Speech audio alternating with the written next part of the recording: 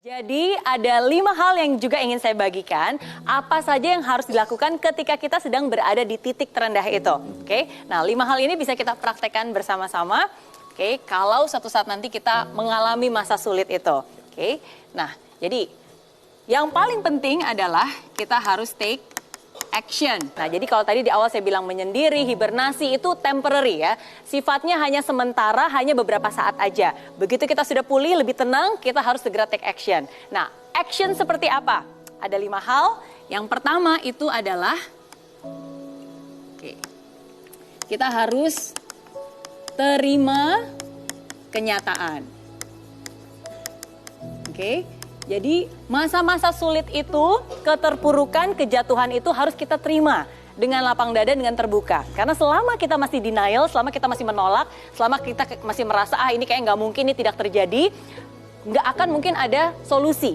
Tapi ketika kita menerima, kita mulai mencari cara. Oke, nah itu hal yang kedua. Hal yang kedua adalah kita cari bantuan. Oke, cari bantuan, cari cara. Selalu ada cara untuk setiap masalah. Sama seperti ketika Tuhan menciptakan gembok, nggak cuma ada gemboknya aja, tapi juga gembok beserta kuncinya. Selalu ada kunci dari setiap gembok. Oke, harus cari cara, cari bantuan. Oke.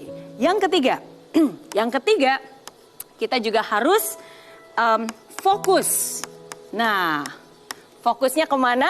Fokusnya ke masa depan. Jangan fokus ke masalah keadaan yang sekarang, tapi kita fokus dan lihat ke depan. Oke, apa yang ingin kita capai? Mimpi kita seperti apa? Idealnya apa yang akan kita bangun? Oke, jadi fokus ke masa depan.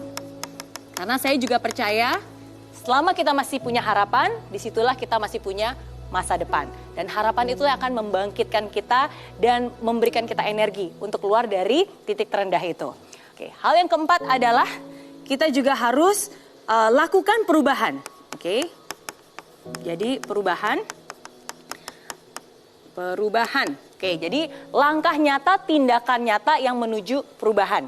Oke, ada sesuatu yang mungkin harus kita rubah. Pikiran kita, cara bekerja kita, sifat kita, habit kita, oke, cara kita melihat hidup ini ya, harus dirubah untuk yang lebih baik lagi.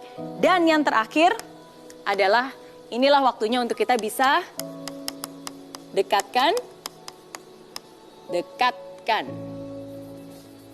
Kira-kira dekatkan diri dengan siapa?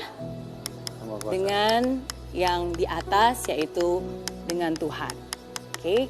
Dan inilah biasanya 5 hal yang bisa kita lakukan, yang bisa membantu kita untuk kembali menata dan membangun hidup kita dan menjadikan titik terendah itu fondasi pijakan untuk kita bangkit dan naik ke atas. Oke?